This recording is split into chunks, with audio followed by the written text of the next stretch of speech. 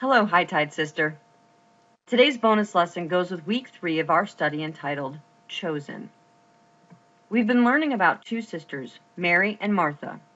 They are very different women, but both were close to Jesus and loved him very much. There's a story about Mary told in 3 different Gospels. But before we get into it, let's take just a moment to review a common tradition and a Jewish custom during the time Mary, Martha, and Jesus lived. The primary means of transportation was either walking or riding an animal. Most people didn't own a wheeled vehicle like a chariot, so when they came to someone's home, it was a common custom to wash the feet of the guest. This was often done by a servant in the home. The second thing I want to draw attention to is the Jewish custom of anointing priests. When God designed the tabernacle system, he had specific directions for anointing priests as well as the daily and weekly duties of the priests. So keep these two concepts in mind as we look at the actions taken by Mary as recorded by Matthew, Mark, and John. Let's look first at the story as recorded by Matthew in Matthew chapter 26. Now when Jesus was at Bethany, in the house of Simon the leper, a woman came up to him with an alabaster flask of very expensive ointment, and she poured it on his head as he reclined at table. And when the disciples saw it, they were indignant, saying, "Why this waste? For this could have been sold for a large sum and given to the poor." But Jesus, aware of this, said to them, "Why do you trouble the woman? For she has done a beautiful thing to me. For you always have the poor with you, but you will not always have me. In pouring this ointment on my body, she has done it to prepare me for burial. Today I say to you, wherever this gospel is proclaimed in the whole world, what she has done will also be told in memory of her." Mark tells the story with similar language in his gospel in chapter 24. And while he was at Bethany in the house of Simon the leper, as he was reclining at table, a woman came with an alabaster flask of ointment of pure nard, very costly, and she broke the flask and poured it over his head. There were some who said to themselves indignantly, "Why was the ointment wasted like that? For this ointment could have been sold for more than 300 denarii and given to the poor." And they scolded her. But Jesus said, "Leave her alone. Why do you trouble her? She has done a beautiful thing to me. For you always have the poor with you, and whenever you want, you can do good for them.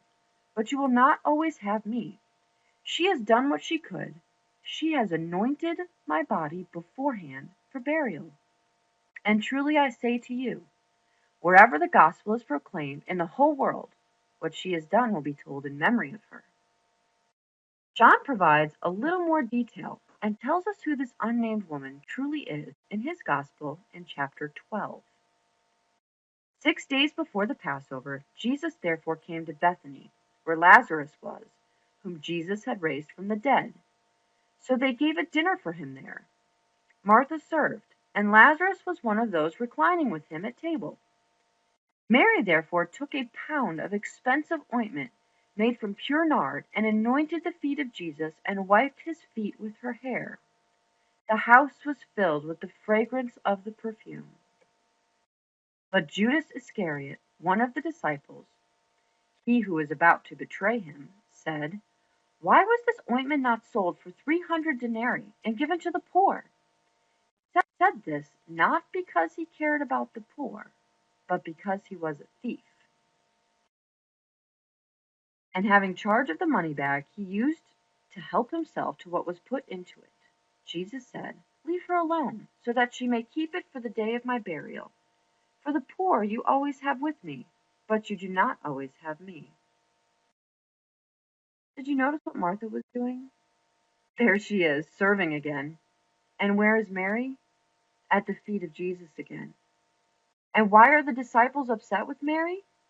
Because in their minds she wasted a very expensive jar of perfume. John tells us that the perfume she used was worth 300 denarii, which in that period of time was more than a year's salary. Most men earned 1 denarius a day. Today's median salary in the U.S. is right about $50,000 a year. So imagine taking a jar of perfume valued at $50,000 and pouring it over someone's feet. It might seem extravagant, unless that someone happens to be Jesus Christ. Mary knew who Christ truly was. Jesus defended Mary's actions and knew that she had done this as an anointing before his death. This was significant since only priests were anointed. Jesus is the ultimate high priest. He absolutely deserved this act of worship. Matthew and Mark point out that she anointed his head. John adds that she anointed his feet. She covered the top and body of his body and then used her hair to wipe his feet. It was a beautiful, humble picture of total acknowledgement of Christ. And I love how John describes that the whole house was full of the fragrance. I have to stop and wonder if my acts of worship are costly. Does my worship reflect the acknowledgement and humility of Mary's? Does it make my environment fragrant with the sweet smell of Jesus? I also love that she broke the jar. Its only use was to hold the perfume meant for Jesus. She wouldn't recycle it for some other purpose. She saved her best for him and used it only for him. I hope this week you've been encouraged to model your relationship with Jesus after Mary's. She loved him deeply, kept him as her highest priority, had a rock-solid faith in who he was and what he could do, and gave her best in worship. Blessings to you this week, sweet sister. I'll be praying for you.